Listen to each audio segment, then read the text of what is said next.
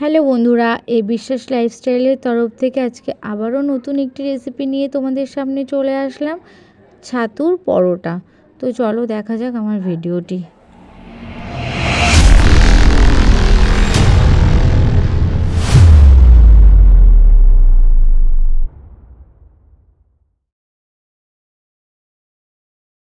ছাতুর পরোটা করার জন্য আমি এখানে নিয়ে নিয়েছি 1 বাটি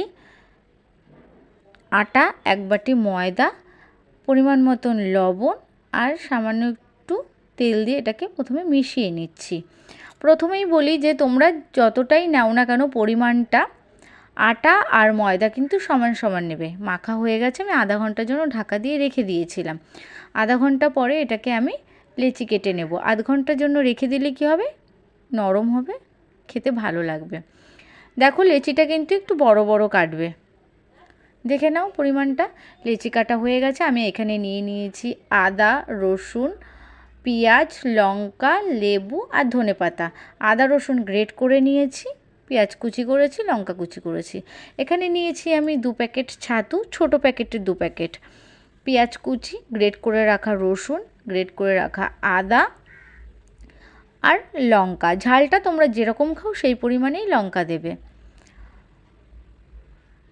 পরিমাণ মতন লবণ দেব, হালকা একটু চিনি দেব, 2 চামচ জিরের গুঁড়ো দেব,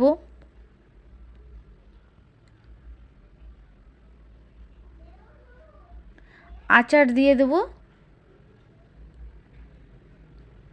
আমি এখানে 5 মিশালি আচার দিচ্ছি। আচারটা কিন্তু একটু বেশিই দেবে, আমি পরে আবার একটু দিয়েছিলাম, যেটা তোমাদের দেখানো হয়নি। লাস্টে ধনেপাতা কুচি আর লেবুটাকে চিপড়ে এর মধ্যে দিয়ে সুন্দর করে আমি মেখে নেব। তোমরা যে কোনো তেলের আচার ব্যবহার করতে পারো, মিষ্টি আচার দেবে না। আচারটা একটু বেশি দিলে কি হয়, খেতে ভালো লাগে, টকটক। আচার আর লেবুটা একটু বেশি দেবে। দেখো মাখা হয়ে গেছে। এবার আমি একটা লেচি নিয়ে নিলাম। লেচিটার মধ্যে কিভাবে পুর ভরছি তোমরা দেখো।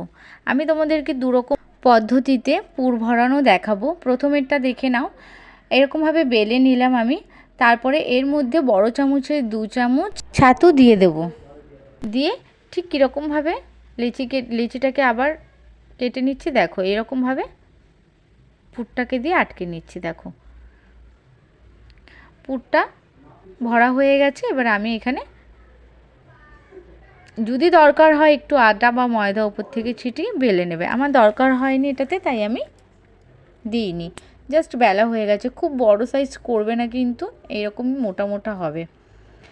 ওটা গেল একরকম পদ্ধতি। আরেকটা দেখাচ্ছি। দেখো হাত দিয়ে সুন্দর করে এরকম একটু বড় করে সমান লেবেল করে নেবে। নিয়ে ঠিক ওরকমই 2 চামচই ছাতু দিয়ে মুখটাকে আমি আটকে নেব। তোমাদের যেই পদ্ধতিতে ভালো লাগবে তোমরা সেই পদ্ধতিতেই করবে।